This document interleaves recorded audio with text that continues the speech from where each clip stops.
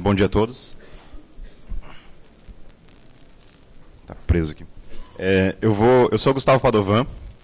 Primeiramente, eu queria falar para vocês que tem o aplicativo Macadu, que vocês podem fazer perguntas lá e acho que ver alguns detalhes sobre a palestra. Então, quem quiser mandar pergunta pelo Macadu, pode mandar. Acho que você vê e você fala para mim depois. Tá. Eu sou o Gustavo Padovan. Eu trabalho com o desenvolvimento do kernel já faz alguns anos. E hoje em dia eu trabalho na Collabora, que é uma consultoria open source em alguns projetos de software livre. A gente tem engenheiros trabalhando com kernel, com GStreamer, em gráficos. A gente também está trabalhando hoje em dia com LibreOffice. Ontem teve uma palestra do LibreOffice Online, que é um funcionário da Collabora também, que ele estava demonstrando o LibreOffice Online. Eu vou falar um pouquinho hoje sobre o ciclo de desenvolvimento do kernel do Linux. Como que a gente desenvolve, como que são esses releases, como que a gente trabalha no dia a dia, num projeto tão grande e que demanda tanto esforço e às vezes é muito complicado gerenciar. Então aqui um pouquinho do que eu vou falar. Vou começar com o Linux, vou mostrar umas estatísticas, falar um pouquinho da história dele, mostrar os ciclos de desenvolvimentos, quais são as árvores que tem, como que a gente desenvolve, onde está o estável, a Linux Next, que é uma árvore bem importante para a gente testar código, como que a gente revisa, e no finalzinho vou tentar mostrar como que a gente contribui patches para o kernel do Linux. Então, primeiramente, o Linux, quando a gente, no kernel, quando a gente fala de Linux, a gente está falando do kernel especificamente, né? Em geral, a gente acaba usando o nome Linux para falar de tudo do sistema operacional, do que a gente pode chamar também de GNU Linux. E quando, estritamente, se a gente está falando de Linux, na verdade a gente está falando do Linux kernel, mas acabou popularizando como todo o ecossistema, né? Então, Linux é o Linux kernel, mas eu não me importo se as pessoas vão usar o Linux para falar de tudo ou só do kernel, eu acho que para mim tanto faz. Mas, estritamente falando, ele é só o kernel. Ele é um sistema operacional Unix, foi criado pelo Linus Torvalds em 1991. Hoje em dia a gente suporta uma série de arquiteturas, mais ou menos 30, não tenho certeza do número exato, mas é mais ou menos 30 arquiteturas diferentes, ARM, Intel, PowerPC e por aí vai. Ele é estritamente licenciado no GPL v2 e eu acredito, e muita gente acredita, nunca vi uma estatística, que é o maior projeto de software livre do mundo, com uma quantidade muito grande de desenvolvedores. Ele é utilizado nos mais variados ambientes, mobile ou servidores, para processamento de alto nível, ou para storage, ou para cloud, carros, geladeiras, eletrodomésticos, IoT, e até na Estação Espacial Internacional, a gente tem Linux rodando hoje em dia. Um pouquinho de estatística para a gente ver o quão grande é o kernel do Linux hoje em dia. Essas são as últimas 8 versões do kernel. A versão 4.7 a gente não lançou ainda. Ela só vai ser lançada, eu acho que no outro domingo, não nesse domingo, no outro domingo. E a gente tem um número muito grande de commits por release, mais ou menos 13 mil, 12 mil. Esse número é menor, mas ele tem aumentado bastante. E o recorde foi de 13.722 na versão 3.15. Isso aí dá mais ou menos 200 commits por dia, bastante, né? Muita coisa.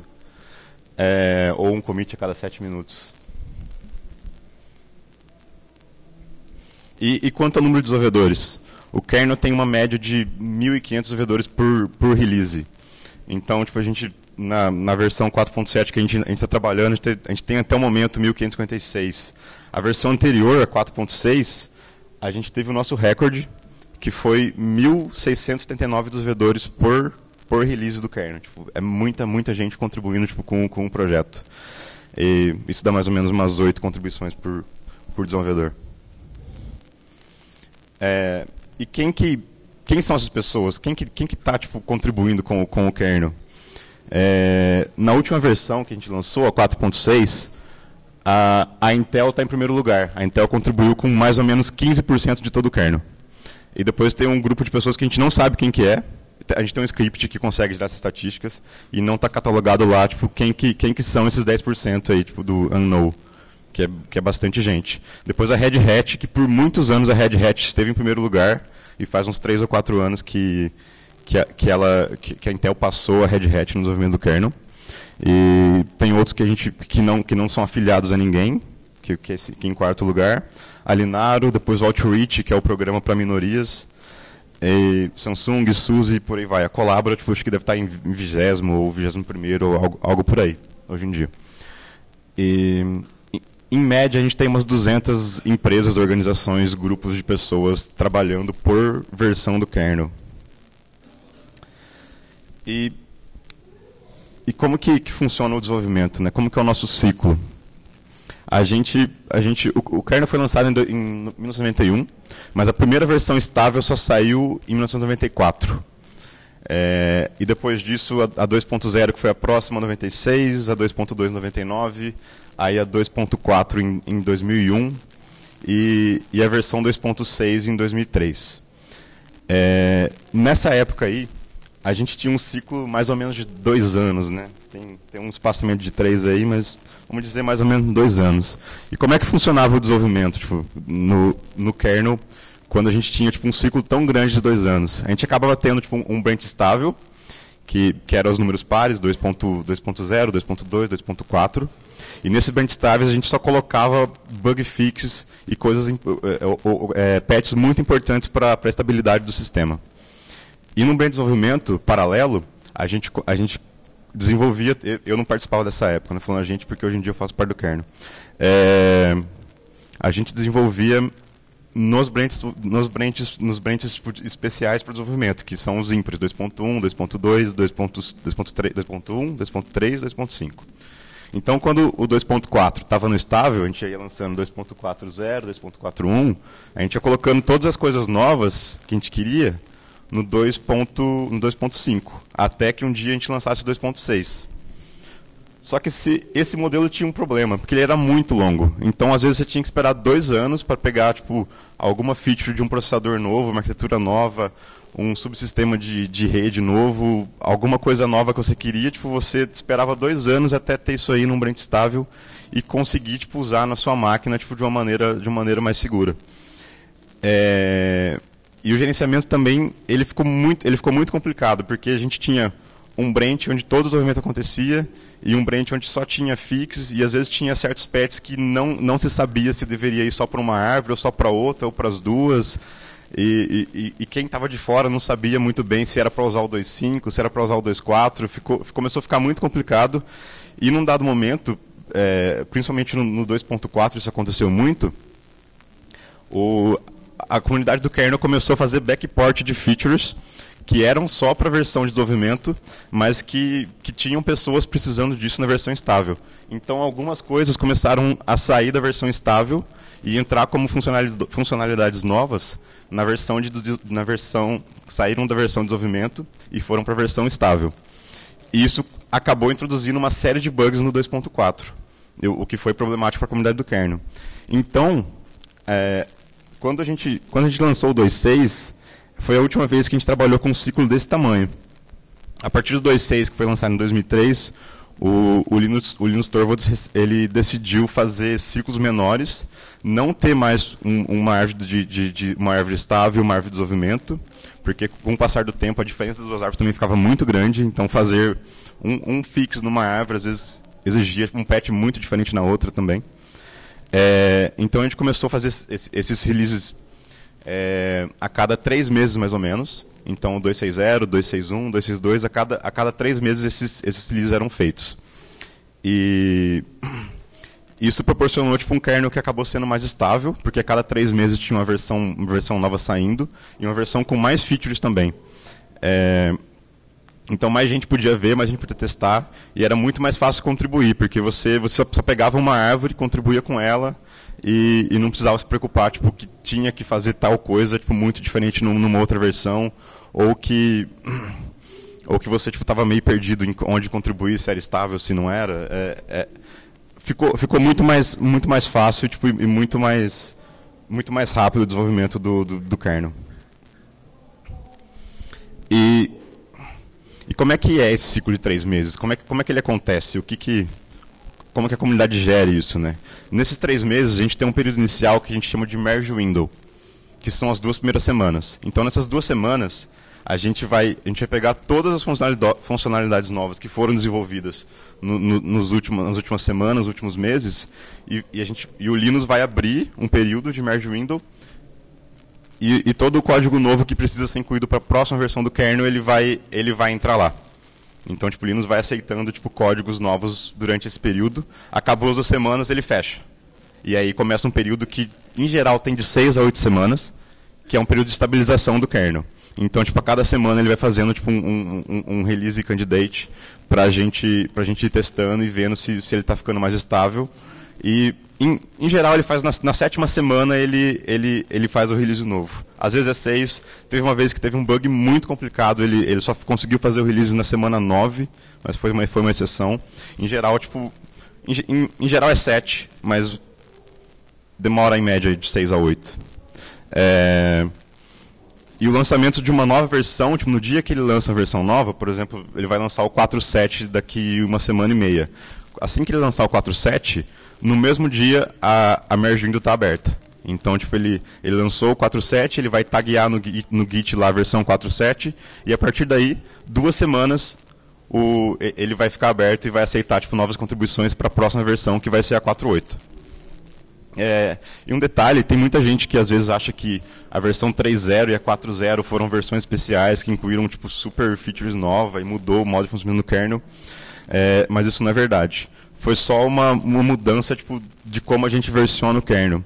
Que quando a gente usava 2.2, 2.4, o terceiro número era a versão estável. 2.21, 2.22 era a versão 2 estável do 2.2. Aí quando chegou o 2.6, a gente parou de usar, de mexer no 6. Nunca teve um 2.8. Então, quando chegava no estável, a gente tinha, sei lá, o 2.6, 2.6.10, 30. Começou a ter muito número, e o número da versão do 2.6 também começou a ficar muito grande.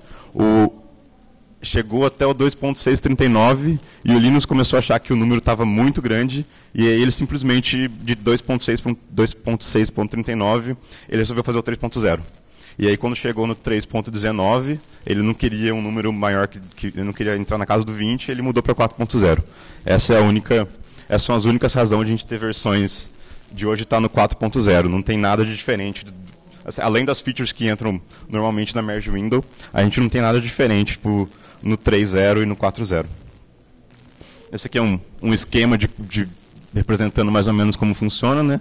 Aquele período em roxo ou azul, não sei. Ele é a merge window e as novas features entram durante todo esse período. E a gente tem os ciclos de estabilização até que um dia ele lança, o Linus vai fazer o release do 4.6. E aí começa tudo de novo. E assim por diante. A gente está no RC... A gente está para frente já, né? A gente vai fazer o release do 4.7.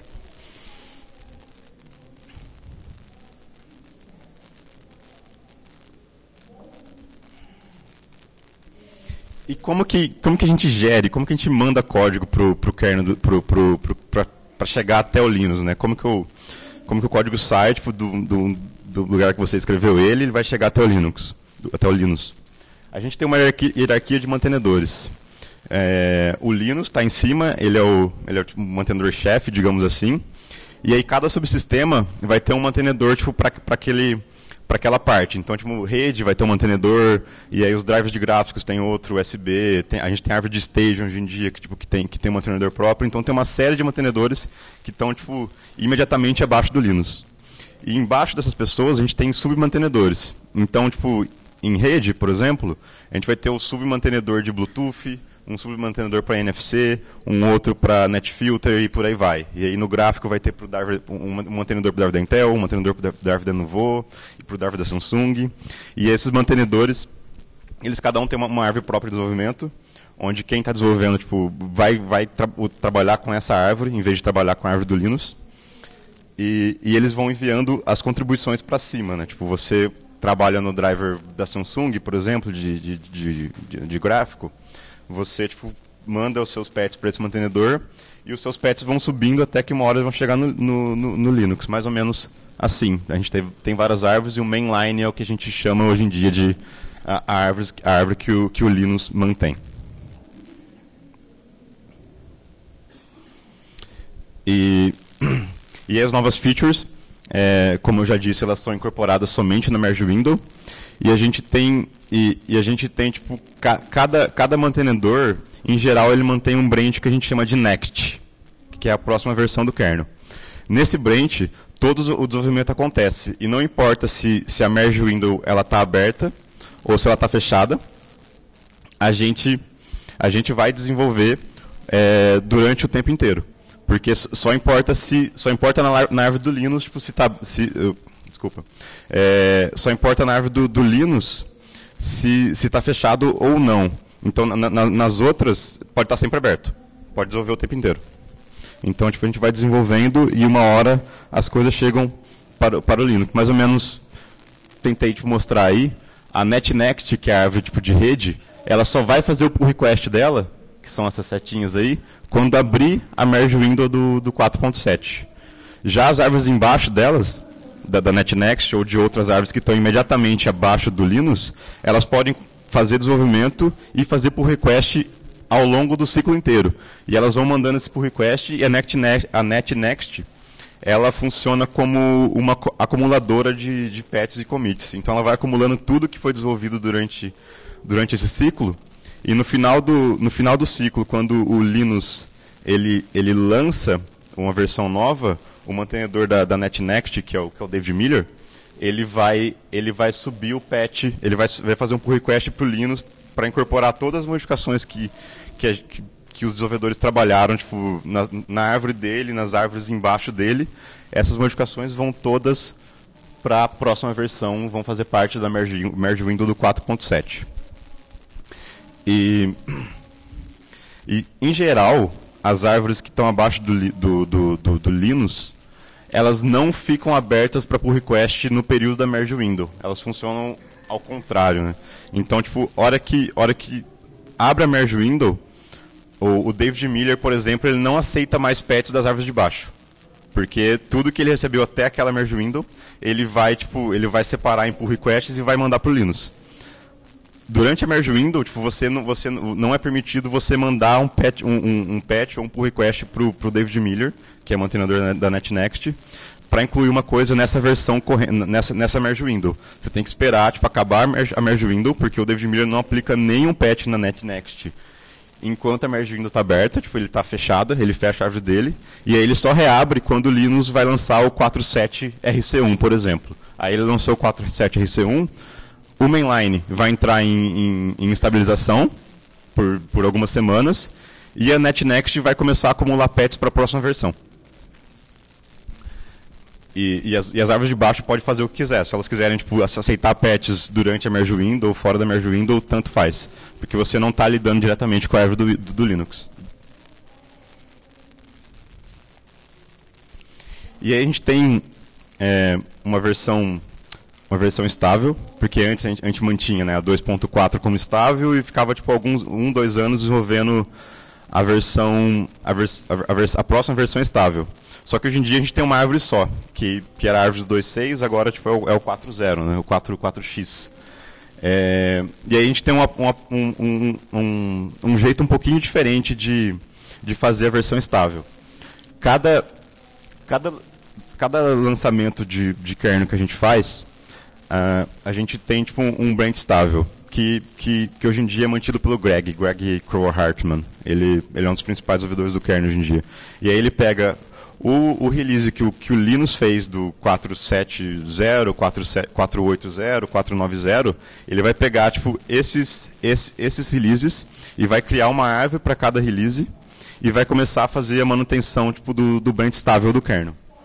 Então, ele faz a configuração das árvores e tem uma mailing list que é a mailing list do stable, né, @kernel.org, que quando a gente manda um patch para o mainline, que é a versão tipo, que o Linux tem, que é a árvore do Linux, a gente pode colocar no patch tipo, uma tagzinha que é para aquele patch e para o stable também. Aí o Greg vai receber esse e-mail na lista de e-mail tipo, do stable, que a gente coloca lá cc, stable, arroba, e ele vai ver esse patch lá e vai tentar aplicar esse patch nas versões estáveis que ele está mantendo. E ele faz isso porque tipo, o kernel é muito grande e ele só consegue, tipo, ele não consegue revisar os patches que tem para stable, porque você precisa ter certeza que aquele patch ele não vai quebrar a árvore stable, porque às vezes você não tem um patch no mainline e você quer fazer um fix no stable, às vezes você pode quebrar o stable porque ele não passou por um processo de revisão tipo, rigoroso o suficiente. Então ele tem essa restrição que se o patch já está na árvore do Linux, na versão de desenvolvimento, que é do Linux, ele pode aceitar na versão estável. Então, tipo, algum desenvolvedor, tipo, qualquer desenvolvedor pode fazer isso. Ele manda um CC para o stable e o stable, o time de stable, que é o Greg, eu acho que tem mais um cara, ele vai olhar esse patch e vai aplicar, se for aplicável numa versão estável do kernel. E aí, de tempos em tempos, ele faz um release, que é o release das versões estáveis. E um dos releases, um por ano, é a versão long term, que a gente chama Long Term Support, ou LTS, que é uma versão que ele acaba mantendo por muito mais tempo, em geral 2 anos. Então, o tempo todo ele está mantendo 2 versões, desse ano e do ano passado, e ano que vem ele vai trocar. E essa versão LTS, elas são usadas muito pela indústria para desenvolvimento de produto. Porque você consegue ter um kernel que tem muito mais gente usando e muito mais gente tipo, trabalhando em bug fix para ela de uma maneira colaborativa. Então, seus custos de desenvolvimento tipo, e de manutenção do seu produto são mais baixos. E aí como o Greg mantém, o Greg é da Linux Foundation, tipo, tem várias empresas que mantêm a Linux Foundation, ele faz essa manutenção tipo, que acaba retirando tipo, muito do peso de empresas individuais fazer a manutenção do próprio kernel. Então, a cada 2 anos, ele decide, a cada ano, ele decide tipo, qual kernel ele vai manter tipo, por 2 anos. E isso está virando já um padrão no desenvolvimento do kernel. Então, com o stable fica mais ou menos assim. A hora que acontece o lançamento do 4.5, o Greg vai criar um novo branch. E nesse branch ele vai começar a fazer releases do stable 4.5, 4.5.0, 4.5.1, 4.5.2 e assim por diante, até que ele decida não manter mais essa árvore. As árvores que não são do LTS, ele em geral mantém por 6 meses. Eu não sei exatamente esse número, mas em geral ele está mantendo tipo, 2 kernels LTS e os últimos 2 kernels que não são long term.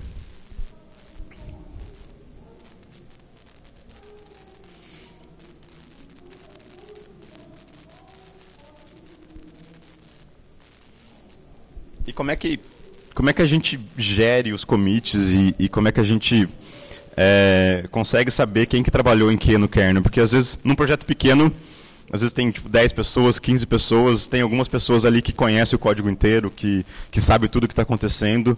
E no kernel isso é muito complicado, quando a gente tem tipo, 1.600, 1.500 desenvolvedores por release. Então, a gente acabou criando com o tempo umas tags, que são umas tags que dizem o que cada pessoa que participou do desenvolvimento daquele pedaço de código, daquele patch fez. Então, primeiramente, tem a tag que é a mais usada, que é a Signed Off By, que o autor do patch, ele vai assinar o patch. Tem um comando no Git, quando você vai dar um git commit, você pode colocar um "-s" ou "-sign", signed off, mas eu uso só o "-s", não sei qual é a versão estendida dela. Que aí ele automaticamente vai colocar uma linha, que é o Signed Off By, o seu nome e seu e-mail. E isso vai ficar na mensagem de commit do patch. Então vai ter lá, se você é o autor sozinho, você coloca só o seu. Aí se alguém contribuiu junto naquele código, vai ter tipo das 2 pessoas. E os mantenedores, eles na hora que eles aplicam o patch na árvore, na árvore deles, eles também adicionam, tipo, eles adicionam um signed off by do mantenedor. O signed off by é mais ou menos quem foi responsável por aquela modificação, e o mantenedor sempre é responsável. Quando tem um bug que é muito severo, que aparece lá no RC6, RC7, lá na fase de estabilização, o Linux vai ver esse bug, ou alguma outra pessoa, e às vezes ele não vai falar com a pessoa que desenvolveu o código, ele vai atrás do mantenedor. Porque o mantenedor, em teoria, ele está lá tipo, disponível mais tempo para resolver problemas que surgem tipo, inesperadamente no kernel. Então, tipo, o mantenedor ele é responsável por aquela parte, e então ele coloca o signed off by dele para dizer isso tipo, e para ficar registrado nesse patch que o nome dele está lá e que é ele que vai responder tipo, caso algo aconteça com esse patch. E aí tem algumas outras tags que são auxiliares. Quando você revisa um patch de alguém e você concorda com tudo que está lá, que foi bem escrito, que você acha que está pronto já para ser integrado na árvore principal, você coloca uma tag que a gente chama de reviewed by. Então você revisa tudo, você pode passar por vários ciclos de revisão, a hora que você achar que está bom, você coloca lá, reviewed by, seu nome e seu e-mail. Tem uma terceira tag, que é o acted by, que ela é diferente do reviewed porque você pode dar um act numa ideia. Você fala, eu vou implementar tipo, essa otimização no driver USB tipo, para tal arquitetura, para tal chip. E aí você conversa com o desenvolvedor que está fazendo e ele vai te contar a ideia ou ele vai mostrar um patch que é mais ou menos a ideia geral. Se você concorda com isso, você coloca tipo, um acted by.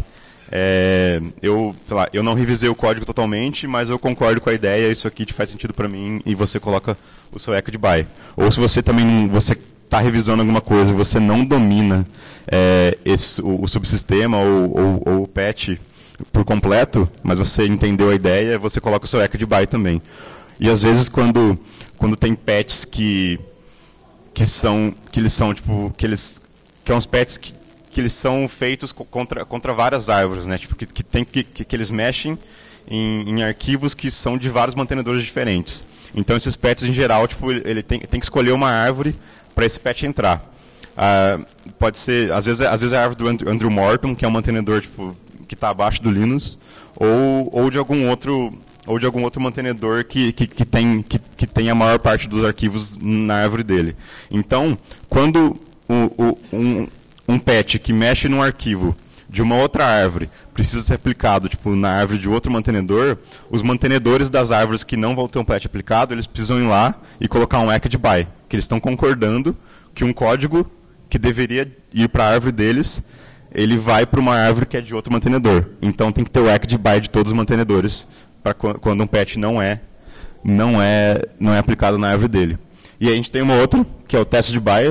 Você testou, você viu que funciona, você coloca essa tag.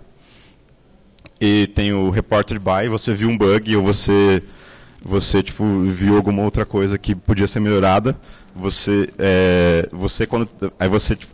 não coloca essa tag. Acho que quem coloca é só o desenvolvedor, ele pega, foi esse cara que reportou o problema para mim. E ele coloca tipo, no patch o reported by.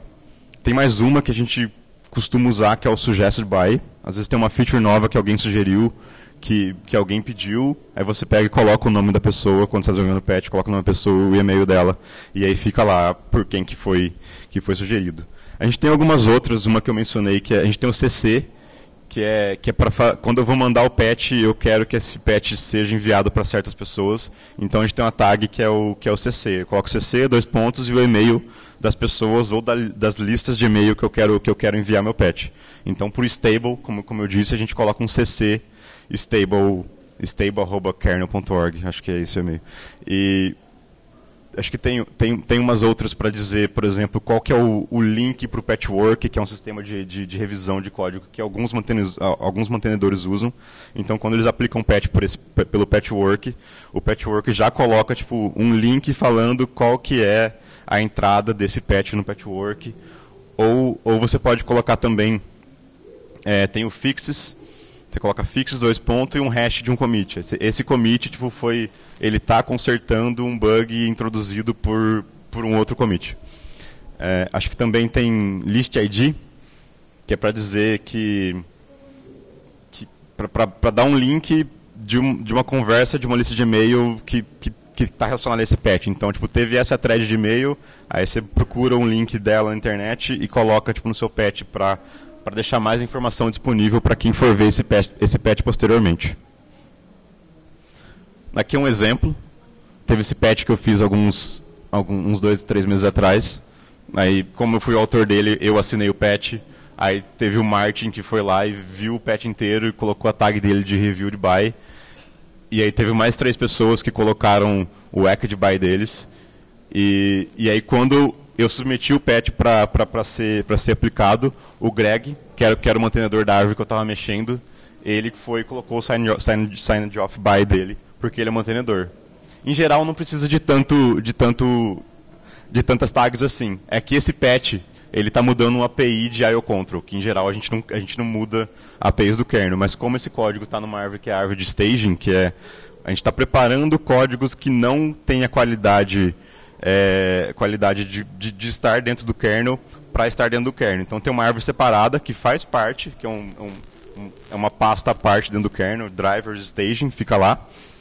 E esse código a gente fica preparando ele até que uma hora a gente tira ele do staging e coloca nos diretórios principais do kernel dentro do repositório do Linux.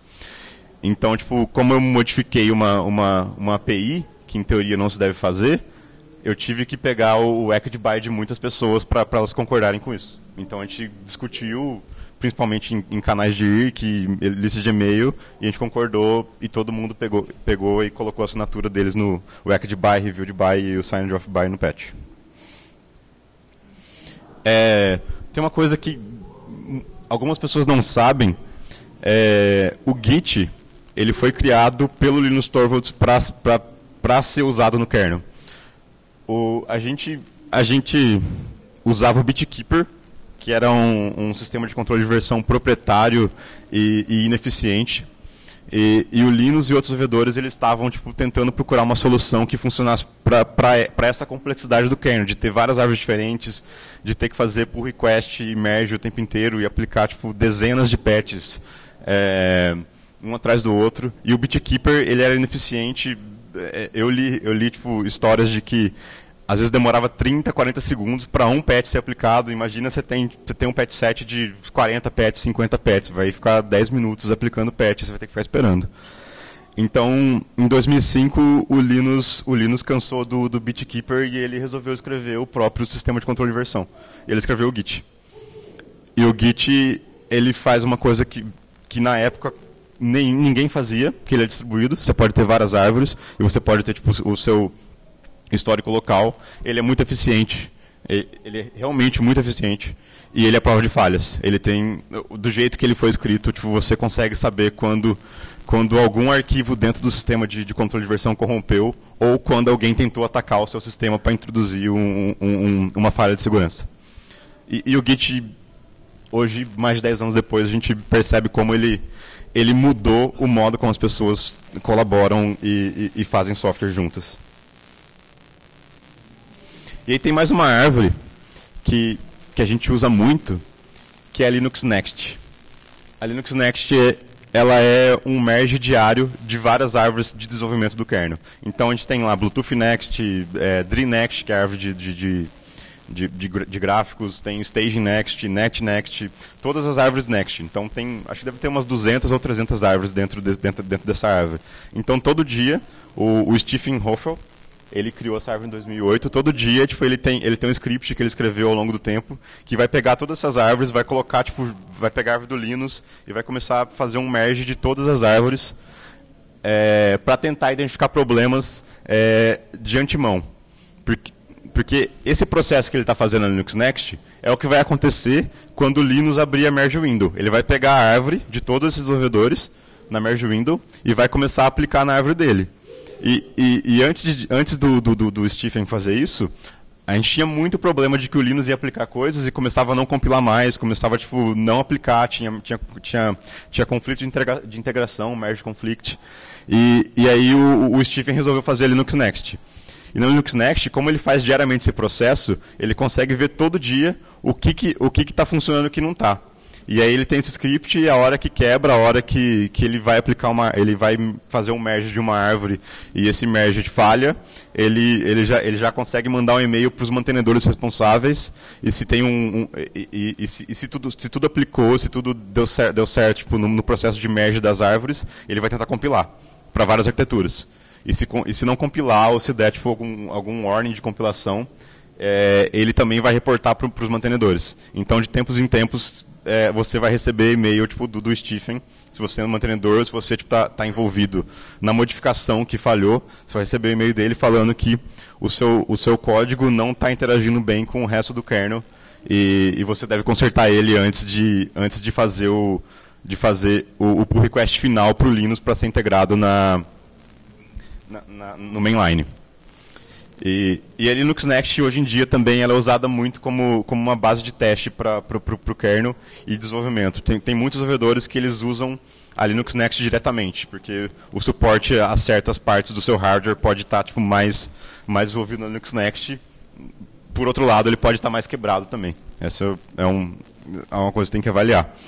E outra coisa que apareceu nos últimos 2 anos, a gente tem uma iniciativa que chama Kernel CI, que é de integração contínua.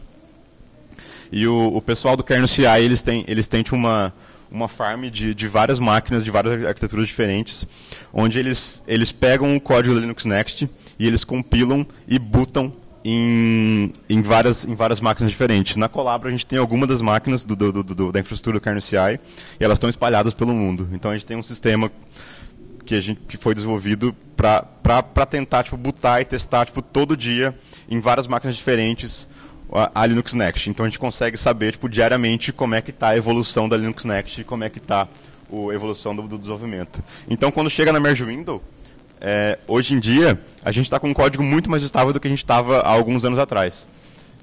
A chance de quebrar na hora do Linux fazer um merge é praticamente nula, porque a gente já vai saber tudo que ele ia quebrar, a gente sabe de antemão. Então, ou a gente pode avisar ele que vai quebrar em tal ponto, ou o mantenedor vai fazer rebase para evitar quebrar. Enfim, ficou muito mais fácil e muito mais simples fazer esse processo. E como contribuir para o kernel, esse projeto que às vezes amedronta as pessoas, de tão grande que é e parece tão difícil. Na verdade, começar é bem mais simples do que isso. Assim. Quem tem interesse pode tentar começar a ler documentação, ler código. Tem alguns livros muito bons sobre kernel também. A internet tem muito recurso. Se você não sabe começar a mexer, você pode ver devices que você tem, tipo, o que funciona, o que não funciona, tipo, o que pode ser melhorado, tipo, quais coisas que afetam o seu dia a dia, tipo, como usuário, e você poderia tipo, fazer disso aí seu primeiro projeto no kernel. E outra coisa que pode ajudar é você começar a frequentar as listas de e-mail. A gente tem a LKML, que é uma lista super cheia de e-mails, que acho que quase ninguém consegue ler tudo que tem lá, mas tem as listas auxiliares. Cada subsistema vai ter a lista própria para desenvolvimento, que é mais fácil acompanhar, é mais fácil de ver e-mail. A LKML sei lá, 300, 400, 500 e-mails por dia. Tipo, é meio difícil de acompanhar. Então, em geral, quando a gente quer que pessoas venham o nosso e-mail, tipo, por mais que ele esteja na LKML, a gente tem que colocar CC de todo mundo. Se você quiser que o Linus veja um e-mail seu, você tem que colocar o CC dele lá, porque ele não vai ler a LKML. E tem um canal no Wiki, na UFTC, que chama Kernel Noobs. Acho que eles têm um site também cheio de informação, com um monte de informação massa sobre como contribuir para o kernel. E depois que você fez sua modificação, como que você manda um patch?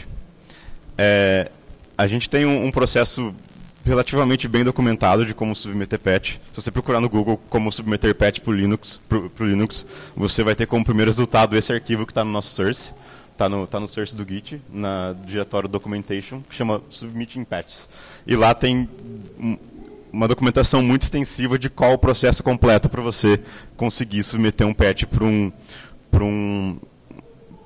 uma coisa específica que você resolveu no kernel do Linux. Então, uma das primeiras coisas depois de fazer o patch é descobrir quem que é o mantenedor dessa área do kernel que você mexeu e contra qual árvore você deve desenvolver o seu código. Eu vou mostrar um pouquinho aqui, aí a gente vai tentando fazer junto.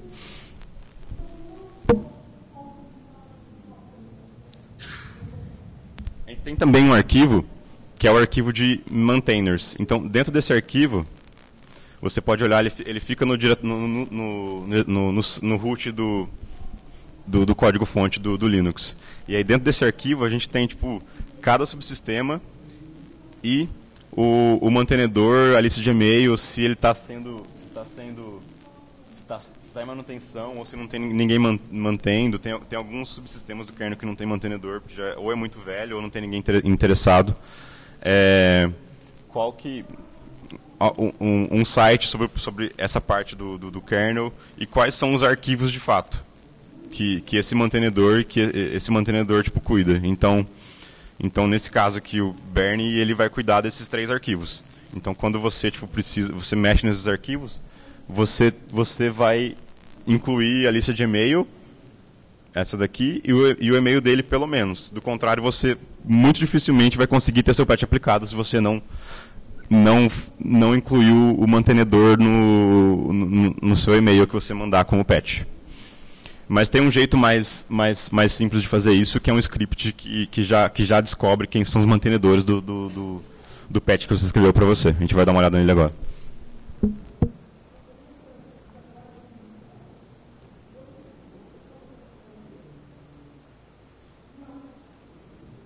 Então, quando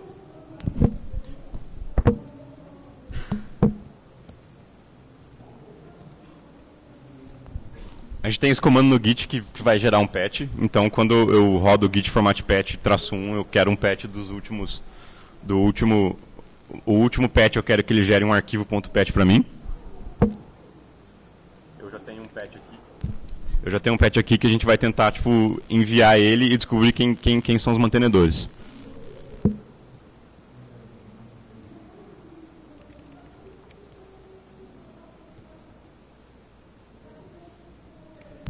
Então a gente tem esse script, que é o getMaintainer, que ele vai procurar, tipo, quando eu dou um patch, ele vai olhar, tipo, que arquivos esse patch está mexendo e vai vasculhar o arquivo de maintainers e vai tentar dizer para mim quem que é o mantenedor desse patch.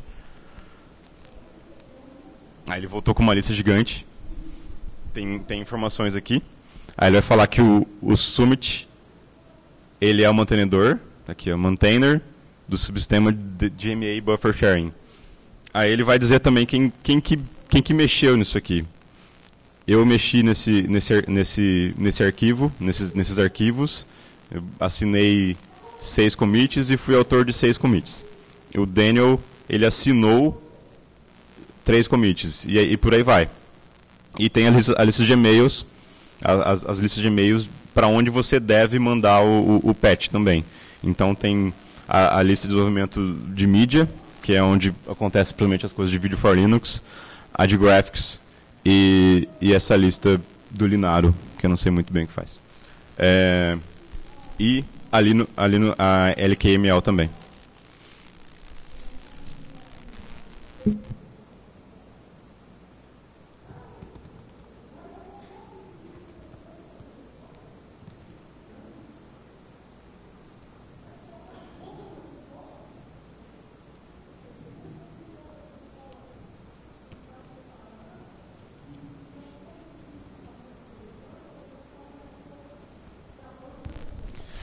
E aí, se você quiser já usar esse script direto para mandar o seu patch, você pode incluir ele no Git send email, que ele vai enviar o patch para as listas de e-mails que ele encontrar no script getMaintainer. E aí você só fala tipo, qual que é o patch, ou quais são os patches. Você pode colocar uma série de patches aqui, e você fala tipo, para o script já buscar para você. Então você coloca o script. Esse dry run é só para ele não enviar de fato, só para fazer um teste. Ah, faltou o to.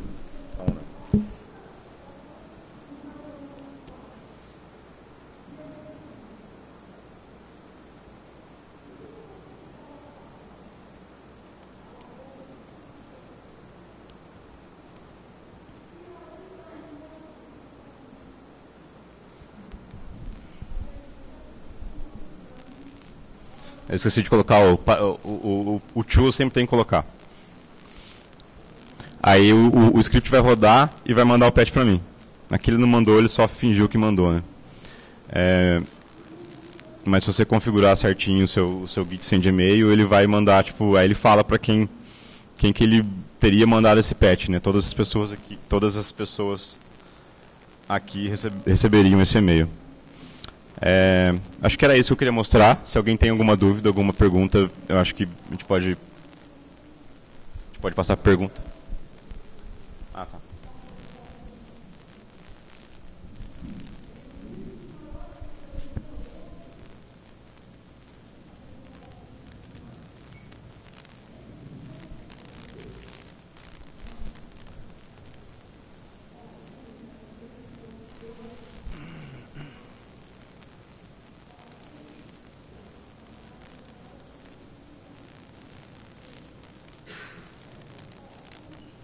Tá.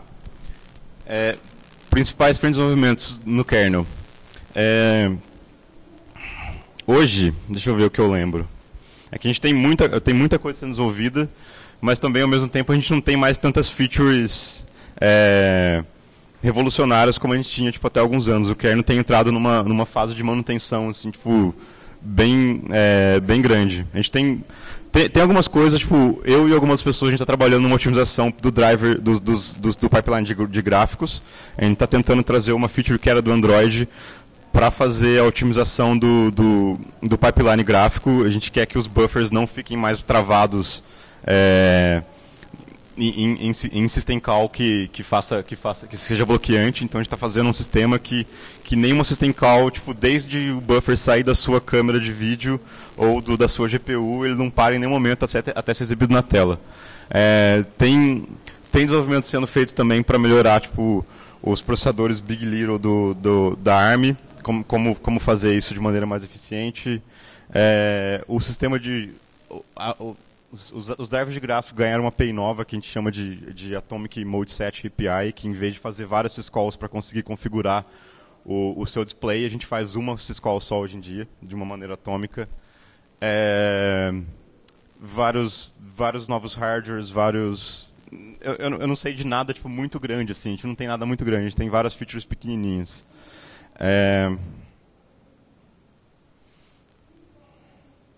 Dica. Acho que mais ou menos o que eu falei, tentar ver coisas que interferem no seu dia a dia, que estão te atrapalhando, ou que é um problema que você tem que resolver tipo, no seu trabalho.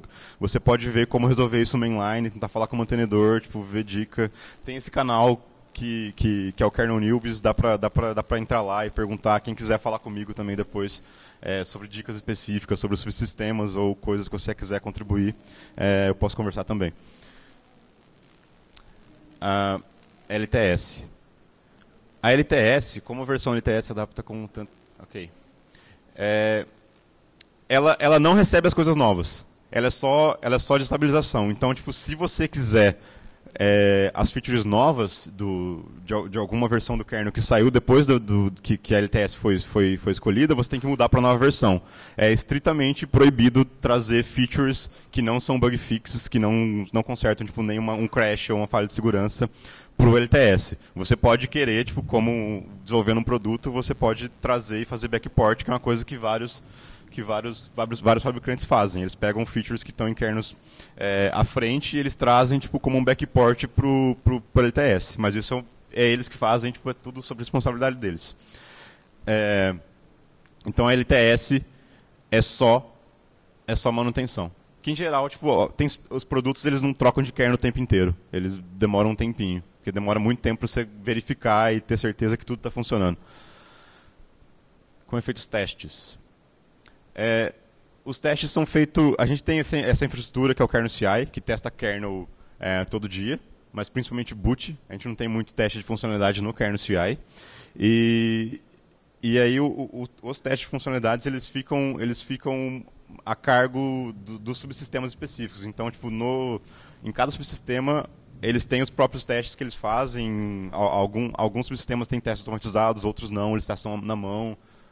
Com hardware e etc. Tipo, então, o jeito que a gente testa hoje em dia no Linux, ele não é muito centralizado. Eu acho que é inclusive uma coisa que a gente tem que melhorar nos próximos anos.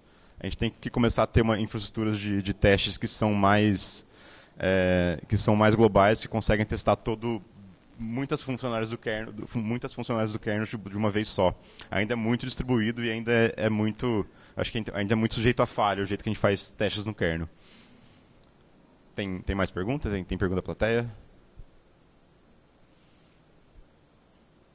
Acho que é isso então. Muito obrigado, pessoal.